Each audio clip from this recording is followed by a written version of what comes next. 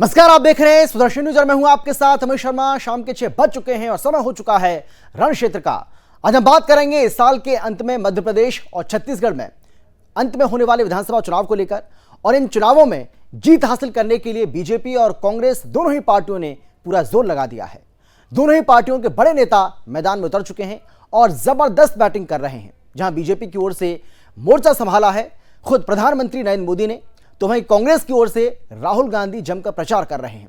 आज जहां छत्तीसगढ़ के बिलासपुर में पीएम मोदी ने रोड शो और रैली की, तो वहीं मध्य प्रदेश के शाजापुर में राहुल गांधी ने रैली कर कांग्रेस के लिए माहौल बनाया और दोनों नेताओं ने अपनी अपनी रैली में भ्रष्टाचार का मुद्दा जोर शोर से उठाया।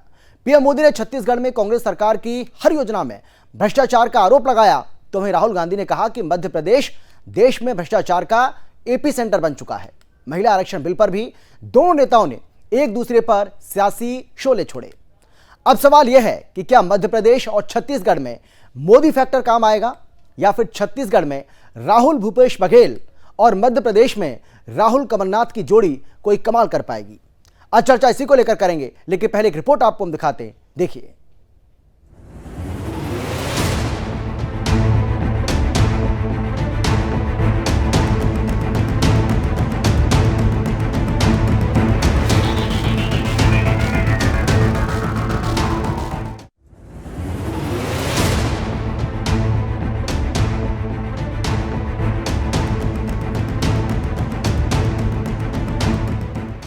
मध्य प्रदेश और छत्तीसगढ़ में होने वाले विधानसभा चुनाव में अब बहुत कम समय है। यही वजह है कि कांग्रेस और बीजेपी ने अपने अपने चुनावी प्रचार को धार देना शुरू कर दिया। एक के बाद एक चुनावी रैलियां और रोड शो के जरिए जनता तक अपनी बात पहुंचाई जा रही है। इसी कड़ी में आज जहां प्रधानमंत्री मोदी ने छत्तीसगढ़ के बिलासपुर में पहले एक भव्य रोड शो किया, जिसमें भारी संख्या में लोगों की भीड़ उमड़ी और उसके बाद परिवर्तन महासंकल्प रैली को संबोधित किया। संबोधित करते हुए छत्तीसगढ़ की कांग्रेस सरकार पर प्रधानमंत्री ने जमकर हमला बोला। प्रधानमंत्री नरेंद्र मोदी ने कांग्रेस पर निशाना साधा और कहा कि यहां हर योजना में भ्रष्टाचार है। प्रधानमंत्री मोदी ने न केवल कांग्रेस पर निशाना साधा, बल्कि केंद्र सरकार की ओर से छत्तीसगढ़ को दी जा रही मदद के बारे में भी यहां की जनता को बताया। बिलासपुर का आह्वान है, छत्तीसगढ़ का ऐलान है। छत्तीसगढ़ में परिवर्तन तय हो गया है। ये जो उत्साह यहां दिख रहा है, ये परिवर्तन का उद्घोष है।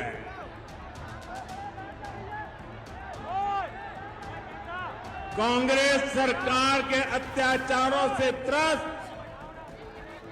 छत्तीसगढ़ की जनता कह रही है, औ नहीं सही वो, बदल के रही वो।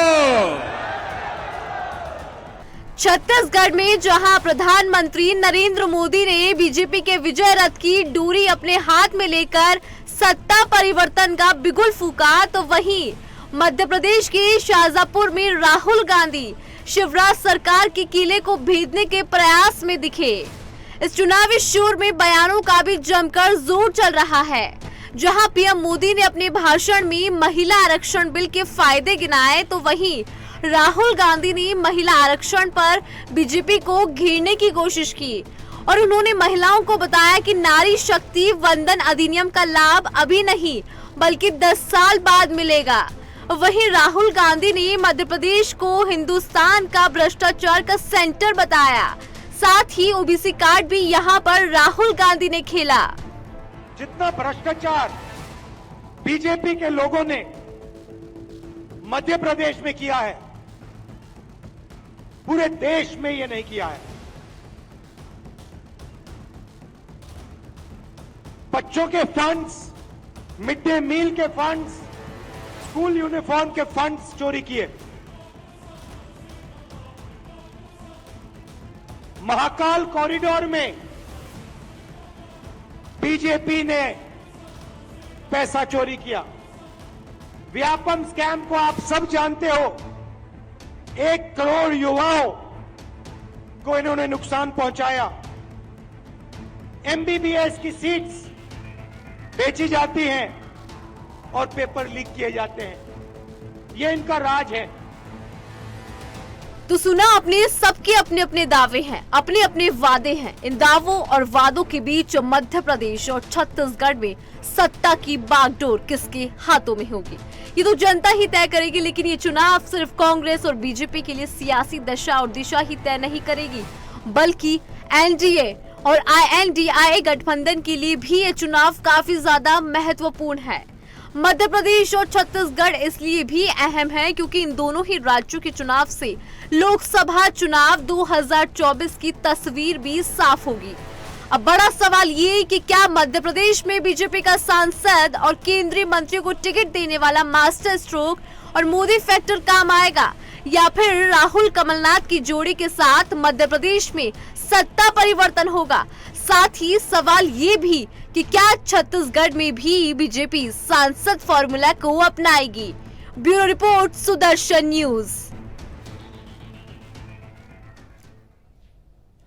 तो आज जहां छत्तीसगढ़ में प्रधानमंत्री नरेंद्र मोदी मौजूद थे, छत्तीसगढ़ के बिलासपुर में उन्होंने पहले रोड शो किया, उसके बाद रैली को संबोधित किया और उस दौरान कांग्रेस सरकार को जमकर घेरा।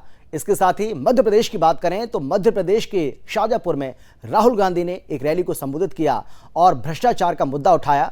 हालांकि भ्रष्टाचार का मुद्दा प्रधानमंत्री नरेंद्र मोदी की ओर से भी उठाया गया, भ्रष्टाचार का मुद्दा राहुल गांधी की ओर से भी उठाया गया, यानी कि दोनों ही पार्टियों की ओर से भ्रष्टाचार को बड़ा मुद्दा बनाने की कोशिश की जा रही है। लेकिन बड़ा सवाल यही है कि आखिर भ्रष्टाचार के मुद्दे पर जो सवाल खड़े किए जा रहे हैं, किसके सवालों में कितना दम है। चलिए चर्चा करते हैं।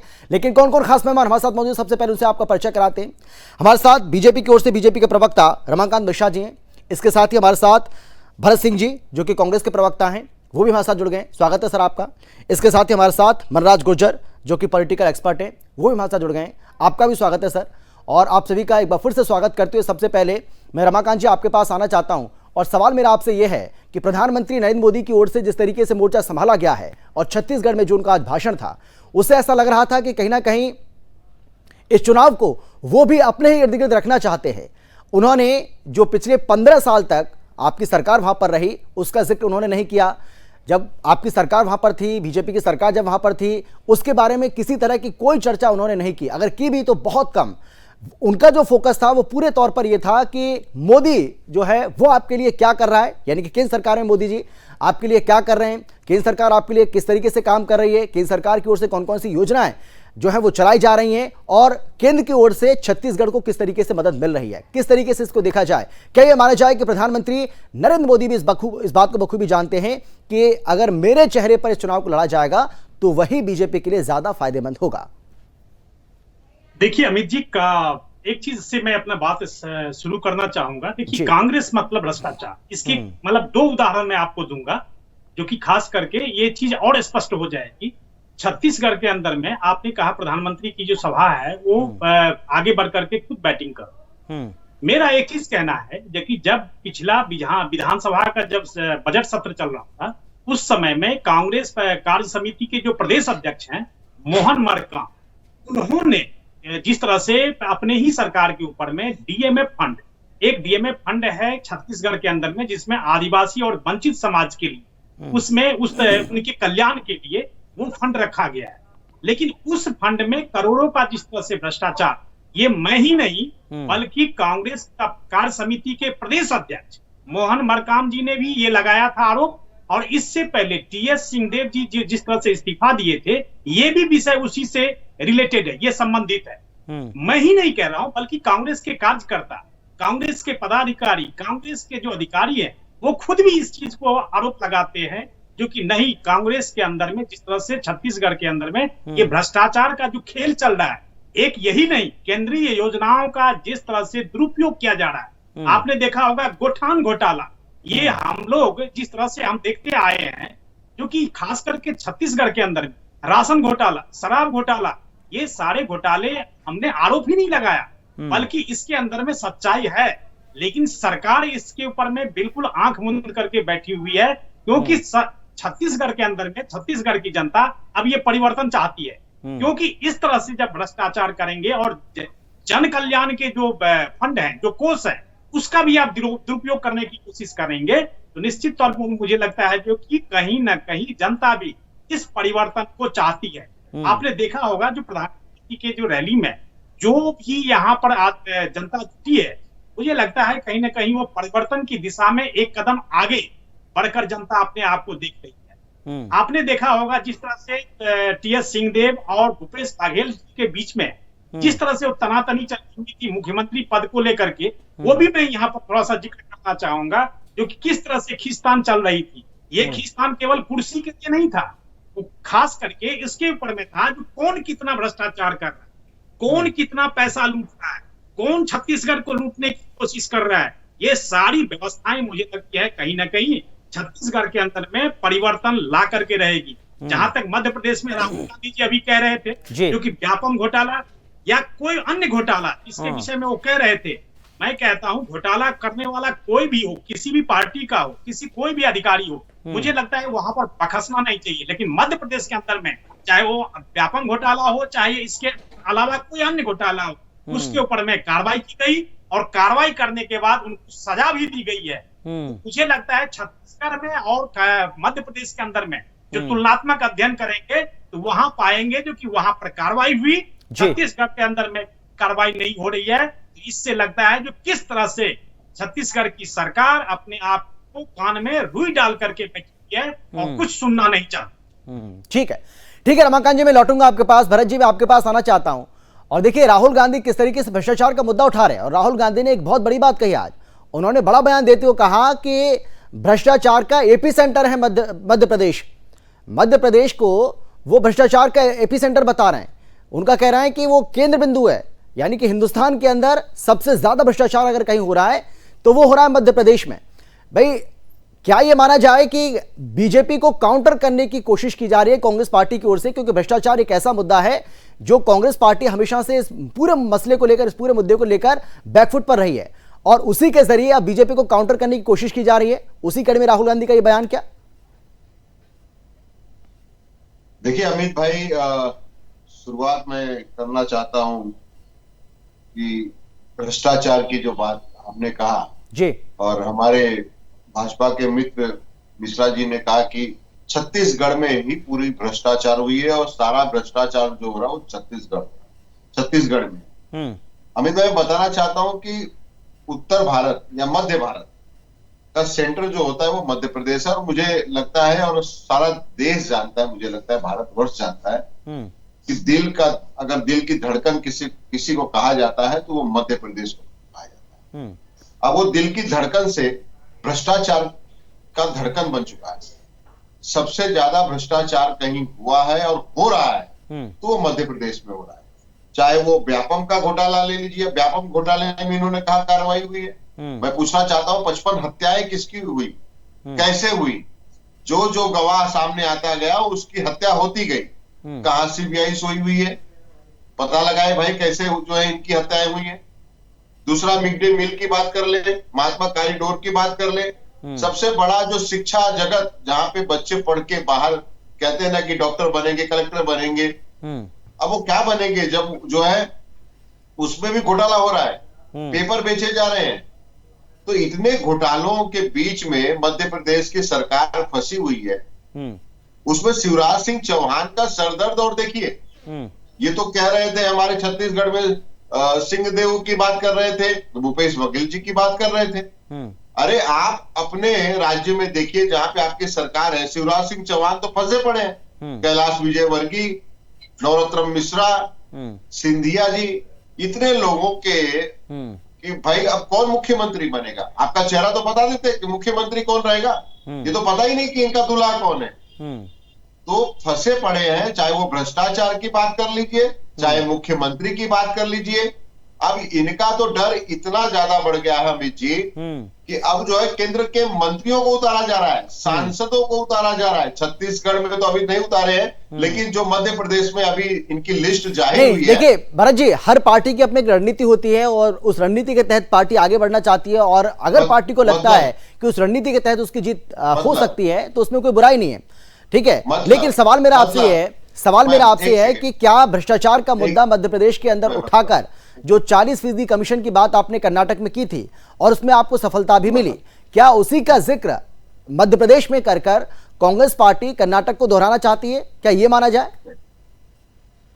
ठीक है, देखिए, आपने कहा कि भाई इनके अंदरूनी मामला है, इनकी पार्टी का मामला है, ये किसी को उतार दे। भाई नरेंद्र मोदी जी देश के प्रधानमंत्री आगे जो है वो शिवराज सिंह चौहान जी के सीट से लड़ ले, हमें क्या करना, उससे क्या लेना देना, ये तो इनके घर का मामला है। लेकिन डर दिखाता है ना, डर ये दिखाता है कि जो इनके विधायक थे, जो इनके मंत्री वहां पे थे, उन्होंने 5 साल काम नहीं किया। अमित जी, ये जनता के बीच में जाके जवाब क्या देंगे? मैं आपके पास आना चाहूंगा मनराज जी, मैं आपसे जानना चाहूंगा आप कैसे देख रहे हैं? देखिए, एक दूसरे पर आरोप लगाए जा रहे हैं, भ्रष्टाचार का मुद्दा उठाया जा रहा है, बहुत सारी बातें कही जा रही हैं, लेकिन इन सब के बीच आपका आकलन क्या कहता है? मध्य प्रदेश और छत्तीसगढ़ को लेकर आप क्या कहना चाहेंगे? आपको क्या लग रहा है, कौन किस पर भारी और किसकी जीत आपको लग रहा है कि सुनिश्चित है किस राज्य में?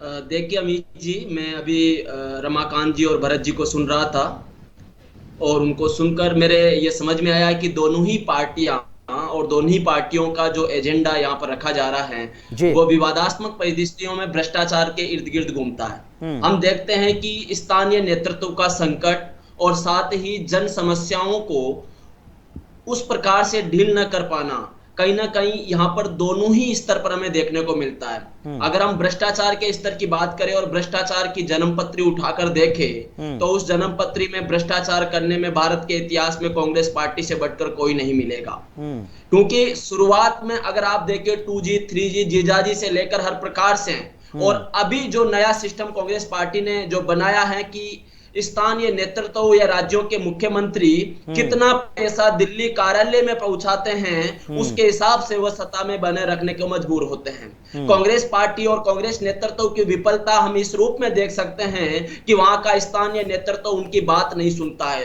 राजस्थान में किस प्रकार से भेजे गए प्रस्तावकों को वापस लौटना पड़ा और एक मुख्यमंत्री फिर भी सत्ता पर बना रहता है, और यही परिस्थितियां यहाँ पर हम देखने को मिल रही है। वहीं भारतीय जनता पार्टी के मध्य भी जो संकट बन रहा है मुख्यमंत्री के पद को लेकर मध्य प्रदेश में, जिस प्रकार का एक टसल हमें देखने को मिल रहा है कि कहीं ना कहीं शिवराज सिंह चौहान की फिर से मंशा है कि वो अपने पद पर बने रहे, वहीं दूसरी तरफ ज्योतिरादित्य सिंधिया भी अपना पुरजोर प्रयास कर रहा है। लेकिन मेरे को एक चीज यहाँ पर समझ में आ रही है वो यह है कि दोनों ही पार्टियां वास्तविक मुद्दों की तरफ क्यों नहीं जा पा रही है। क्या कारण है कि इतने साल सत्ता में रहने के बाद भी इन पार्टियों के मैनिफेस्टो में बदलाव नहीं है? ये पार्टियां वापस उन्हीं मुद्दों को उठाकर क्या मैसेज जनता को देना चाहती है? यहां पर हम देखेंगे कि आज छत्तीसगढ़ के अंदर प्रधानमंत्री जी की बातें मैं सुन रहा था और प्रधानमंत्री जी ने जिस प्रकार से केंद्र की योजनाओं का गुणगान किया है, वो गुणगान क्या वो डिसेंट्रलाइज मोड पर छत्तीसगढ़ की जनता तक पहुंच पाया है?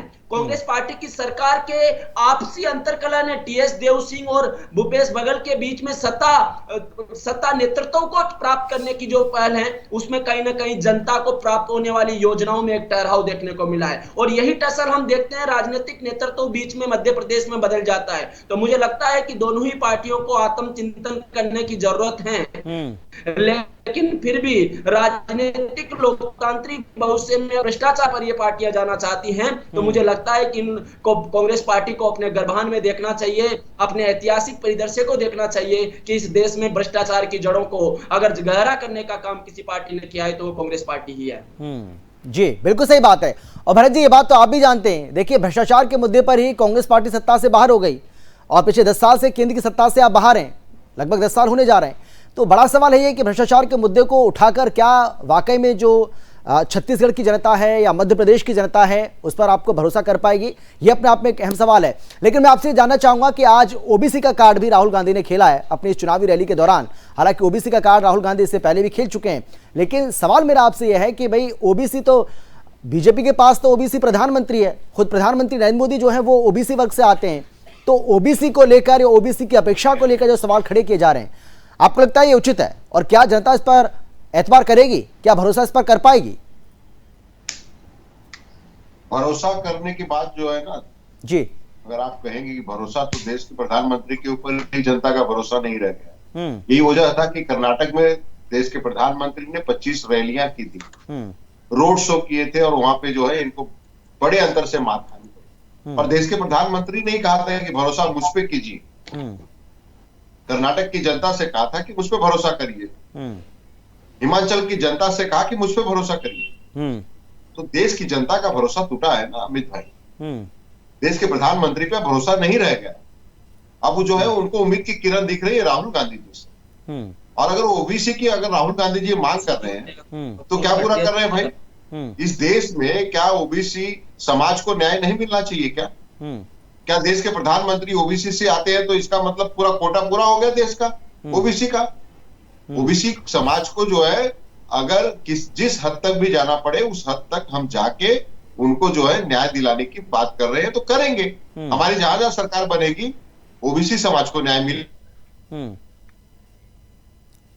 जी, विश्लेषक मनराज भाई कह रहे थे कि मुद्दों पे चुनाव, हम तो मुद्दों पे ही लड़ रहे हैं ना, महंगाई पे, बेरोजगारी पे, ये सब तो चुनाव तो हमारा तो मेन फोकस उस पे ही है। लेकिन भ्रष्टाचार तो फोकस है ना। जिस भ्रष्टाचार को आपने अभी 2G 3G जो कर रहे थे, आप बताइए मुझे एक भी कोर्ट में साबित कर सके क्या मनराज भाई? आप बताइए मुझे कि एक भी साबित किए क्या आपने? सिर्फ आप लोग इल्जाम लगाए, आप लोग ने उसका फायदा उठा के हमारी 2014 के पहले सरकार गिरी सिर्फ भ्रष्टाचार के मुद्दे पे। सही बात है, लेकिन वो भ्रष्टाचारी, सारे भ्रष्टाचारी अब तो भाजपा के दामाद बन गए हैं। और जब भाजपा के दामाद बन गए हैं तो सारे जो है भ्रष्टाचार जो है मिट गए हैं, दूध के धुले हो गए हैं। उस पर आप नहीं सवाल करेंगे। सबसे ज्यादा मैं महाराष्ट्र में बैठा हूं, 14 भाजपा के नेताओं के ऊपर भ्रष्टाचार के आरोप लगे हैं, लेकिन आज वो जो है एकदम दूध के धुले हुए हैं। तो भ्रष्टाचार जो है 40% कमीशन की जब कर्नाटक में सरकार गिरी थी तो 50% की जो सरकार कमीशन की है ना इस समय जो चल रही है मध्य प्रदेश में, दिल की धड़कन जो मध्य प्रदेश है वो भ्रष्टाचार का जो धड़कन बन चुका है, उस 50% के करप्शन को मिटाने के लिए ही कांग्रेस का वहां आना जरूरी है। और देखिए कांग्रेस से अमित जी डरी कितनी हुई है भाजपा, और नहीं डरती ना तो मुझे नहीं लगता है कि केंद्र के 3 मंत्रियों को 8 सांसदों को जो है उतारा जाता। मनराज जी कुछ कहना चाह रहे हैं? मनराज जी आपके बात का जवाब देना चाह रहे हैं। हाँ मनराज जी बोलिए, आप बोलिए। भरत जी मैं पूछना चाहता हूं, मैं आपसे पूछना चाहता हूं कि क्या आपके राजस्थान के मुख्यमंत्री और छत्तीसगढ़ के मुख्यमंत्री आपके कार्यालय में पैसा नहीं पहुंचाते हैं? क्या वो मुख्यमंत्री इसलिए नहीं बने हुए हैं कि उनका पैसा आपकी पार्टी के सेंट्रल कार्यालय में पहुंचते हैं? और मेरे पास में तात्कालीन तथ्यों के साथ ये बात कर रहा हूं, मैं राजस्थान से आता हूं और मैंने देखा है आप बौखला गए हैं भाजपा के एजेंट के तौर पे। ईमानदारी से आप बताइए, आप बताइए इस बात को, क्या आपके सेंट्रल ऑफिस और आपकी पार्टी के प्रवक्ताओं ने यह बात मुझे बताई है? आपकी पार्टी के राष्ट्रीय प्रवक्ताओं ने यह बात मुझे बताई है कि आपके मुख्यमंत्री इसलिए बने हुए हैं क्योंकि वो पैसा पहुंचाते हैं। ये दोहरा चरित्र मुझे लगता है राजनीति में नहीं होना चाहिए। आप लड़िए मुद्दों पर चुनाव, आप भारतीय जनता पार्टी को बिल्कुल मुद्दों पर हराइए, लेकिन भ्रष्टाचार की बात करना आपके मुंह से शोभा नहीं देता। भरत जी मुझे लगता है भरत जी मुद्दों पर चुनाव लड़ोगे, बिल्कुल लड़िए, जनता तक पहुंचिए, जनता को कन्विंस करिए। लेकिन अगर आप ये बात भ्रष्टाचार पर इस चुनाव को लड़ना चाहते हैं, 40% कमीशन की बात करना चाहते हैं, तो मुझे लगता है कि कमीशन पार्टी तो आपकी पार्टी बन चुकी है। और ये मैं आप ही के पार्टी के प्रवक्ताओं के माध्यम से कह रहा हूँ, आप ही के पार्टी के प्रवक्ताओं ने मुझे बताया है, और मैं कई टीवी चैनल्स में बैठा हूँ। ये मैं स्पष्टता के साथ आपको भरत जी कहना चाहता हूँ, बिल्कुल कहना चाहता हूँ, आप मुद्दे अच्छे उठा रहे हैं, आपका नेतृत्व अब जनता के बीच जा रहा है, राहुल गांधी जनता की समस्याएं उठा रहे हैं, लेकिन मुझे लगता है कि राजनीतिक परिपक्वता का अभाव अभी भी उनमें है। अभी भी वो जिस प्रकार की बातें कर रहे हैं भरत जी, उनमें कहीं ना कहीं एक पैरहव देखने को मिल रहा है। इस चीज पर फोकस करना चाहिए, इस चीज की तरफ आपको देखना चाहिए। आप जो है भाजपा की बी टीम कब से बन गए? भाजपा की नहीं, बिल्कुल नहीं। चलिए ठीक है, मैं आप लोगों के पास लौटूंगा। ठीक है मनराज जी, मैं आपके पास आ रहा हूँ, भरत जी मैं आपके पास भी आऊंगा। ठीक है। रमाकांत जी उस बात का जवाब दीजिए जिसमें ओबीसी कार्ड का हम जो जिक्र कर रहे थे, राहुल गांधी ने आज एक बार फिर से इसका जिक्र किया है। लेकिन सवाल यह है कि देखिए, ये तो बात आप भी जानते हैं कि ओबीसी का एक बहुत अच्छा खासा वोट बैंक जो है वो बीजेपी के साथ है, और जिस तरीके से कांग्रेस पार्टी, राहुल गांधी इसको भुनाने की कोशिश कर रहे हैं, तो क्या बीजेपी के पास कोई रणनीति है या इसकी कोई काट है? क्योंकि देखिए, अगर इसमें डेंट लगता है, इसमें सेंध लगाने की अगर कोशिश की जाती है, कांग्रेस पार्टी ऐसा कर पाती है, तो ये तो भारतीय जनता पार्टी के लिए ठीक नहीं होगा। देखिए अमित जी, अभी भरत जी ने 3 प्रश्न ऐसे उठाए हैं कि मैं सिलसिलेवार तरीके से जवाब दूं। हाँ बोलिए आप बोलिए। इन्होंने कहा प्रधानमंत्री जी के ऊपर में भरोसा लोगों का खत्म हो। कर्नाटक का उदाहरण दिया इन्होंने, हिमाचल का उदाहरण दिया। अरे भाई, गुजरात में तो आप 16 कला लेकर के वहां पर पहुंचे थे, लेकिन गुजरात में आपकी क्या हैसियत वहां पर निकली आपने सबने देखा, जो किस तरह से कांग्रेस का वहां पर नामो निशान मिट गया। पहली बात। दूसरी बात, आप महंगाई की बात कर रहे थे, आप मुद्दे कहते हैं जो कि नहीं, आप मुद्दे की चुनाव लड़ रहे हैं, महंगाई के ऊपर में, बेरोजगारी के ऊपर में। अरे भाई, आप पेट्रोल के ऊपर में सबसे ज्यादा टैक्स अमित जी राजस्थान के अंदर में, और राजस्थान के अंदर में अभी भी ये टैक्स रेट को घटाने की कोशिश नहीं कर रहे हैं। तो ये महंगाई के ऊपर में जो दोहरा चरित्र है, ये मुझे समझ में नहीं आ रहा। तीसरी चीज इन्होंने कही ओबीसी का। ओबीसी के अंदर में जैसे महिला आरक्षण के बारे में इन्होंने कहा, जो कि ओबीसी के लिए क्यों नहीं न्याय मिलना चाहिए।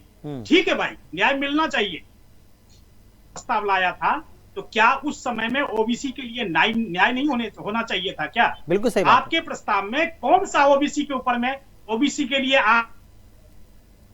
मैं आपको जवाब देता हूं जी अमित जी। ठीक है रमाकांत जी, हो गया, आपकी बात पूरी हो गई क्या? जी बिल्कुल, मैं काफी पूछना चाहता हूँ भरत जी। अच्छा ठीक है, हाँ भरत जी जवाब दीजिए। ठीक है मनराज जी, आ रहा हूं मैं आपके पास भी आ रहा हूं। हाँ ठीक है भरत जी, जवाब दीजिए। देखिए, रमाकांत जी ने कहा कि पेट्रोल की बात किया कि राजस्थान में पेट्रोल ज्यादा महंगा है, हर राज्यों से ज्यादा महंगा है। शायद रमाकांत जी भूल गए कि 500 रुपए में वहां पे जो है महिलाओं को गैस, घरों में गैस हमारी सरकार दे रही है। शायद ये भूल गए कि 25 लाख रुपए का जो है बीमा, वो जो है हमारी सरकार दे रही है। शायद ये भूल गए कि 200 यूनिट बिजली फ्री हमारी सरकार दे रही है। शायद ये भूल गए कि 3000 रुपए जो है वो महिलाओं को, वो जो है हमारी अरे महान भाव, अरे सर आपने जो बेरोजगार बच्चे हैं वो हमारी सरकार दे रही है। ये तो दोनों हाथ से सिर्फ केंद्र की सरकार मोदी जी और रमाकांत जी बैठे हैं देश की जनता को, राजस्थान की जनता को, छत्तीसगढ़ की जनता को, और उसके बाद में मध्य प्रदेश की जनता को आप अपने प्रस्ताव में लाए थे। आप 2010 के अंदर में क्या महिला आरक्षण के अंदर में ओबीसी कोटा था? वो व्यक्ति है देश की जनता का नीत से लेकर पैसा से लेकर सब कुछ चुरा लिए। तो ये कम से कम ये मैं बात करें देश की जनता की भलाई के बारे में सोचते हैं। भाजपा सिर्फ सबका साथ चरित्र किस तरह से काम कर रहा है महिलाओं के लिए ओबीसी कोटा आप क्या लाए थे? क्या कि सबका साथ तो लेके, लेकिन अपना विकास करना चाहती है। ये देश का विकास नहीं कर रही है, ये देश का विनाश कर रही है। ठीक है। अरे देश का जो विकास हो रहा है 2014 से पहले, देश का विकास तो देख रहा है रमाकांत जी ना, देश का विकास तो जनता देख रही है कि देश के विकास को 106 रुपए पेट्रोल को विकास। अरे भाई, देश की विकास को ही ढूंढ रही है जनता कि देश का विकास कहाँ गायब हो गया 10 साल से। उस विकास को जो है आप लोगों ने छुपा दिया है। देश की जनता की विकास को ढूंढ ठीक है, समय मेरे पास बचा नहीं है। मनराज जी जल्दी से, मनराज जी कुछ कहना चाह रहे हैं। हाँ मनराज जी बोलिए। मनराज जी आपका कौन है? विकास गायब हो गया है, सिर्फ हिंदू मुस्लिम मंदिर मस्जिद। ठीक है सर, सबसे पहले सुन लीजिए ना सर, भरत जी सुन लीजिए आप। हाँ बोलिए बोलिए। देखिए अमित जी, सबसे पहले तो भरत जी को मैं बताना चाहता हूं। भरत जी ने कहा कि मैं भाजपा की तरफ से बात कर रहा हूं। मैं देखता हूं, मैं एक स्वतंत्र राजनीतिक विश्लेषक हूं, मैं किसी पार्टी का वो नहीं हूं। लेकिन जब आपने भ्रष्टाचार की बात की और मैं राजस्थान से आता हूं, तो आप ही की पार्टी के मंत्री ये बात कहते हैं कि राजस्थान के सारे मंत्रियों का डीएनए टेस्ट करवा लो, सब भ्रष्टाचारी निकलेंगे, सब बलात्कारी निकलेंगे। दूसरी बात, चलिए सर, मेरे पास समय इतना ही है। बहुत धन्यवाद आप सभी का चर्चा में शामिल होने के लिए, अपनी बात रखने के लिए। चाहे मध्य प्रदेश हो, चाहे वो छत्तीसगढ़ या फिर राजस्थान, इन तीनों ही राज्यों में, हालांकि इसके साथ ही तेलंगाना और मिजोरम में भी चुनाव होना है, यानी कि 5 राज्यों में इस साल के अंत में चुनाव होना है। लेकिन सबसे ज्यादा अगर भीषण रण या यूं कह लीजिए कि लड़ाई देखने को मिल रही है तो वो है हिंदी पट्टी के मध्य प्रदेश, छत्तीसगढ़ और राजस्थान। राजस्थान और छत्तीसगढ़ में कांग्रेस की सरकार है, मध्य प्रदेश में बीजेपी की सरकार है। अब कांग्रेस पार्टी ये कह रही है कि हम तीनों ही राज्यों में चुनाव जीतने जा रहे हैं। हालांकि राहुल गांधी ने अभी हाल ही में एक इंटरव्यू दिया जिसमें राजस्थान को लेकर थोड़ा सा पशुपेश में वो पड़ते नजर आ रहे थे, लेकिन फिर भी कांग्रेस पार्टी को बार बार दावा किया जा रहा है कि हम तीनों ही राज्यों में सरकार बनाने जा रहे हैं। जबकि बीजेपी का भी यही दावा है कि हम इन तीनों ही राज्यों में सरकार बनाने जा रहे हैं और जिन दो राज्यों में जहां कांग्रेस की सरकार है वहां से कांग्रेस को हम उखाड़ फेंकने में कामयाब साबित होंगे। यानी कि दोनों ही पार्टियों की तरफ से अपनी अपनी बात कही जा रही है, अपने अपने दावे हैं, लेकिन किसके दावों में कितना दम ये समय ही बताएगा। फिलहाल इतना ही, लेकिन देश और दुनिया की बाकी खबरों के लिए आप देखते रहिए सुदर्शन न्यूज। जय हिंद।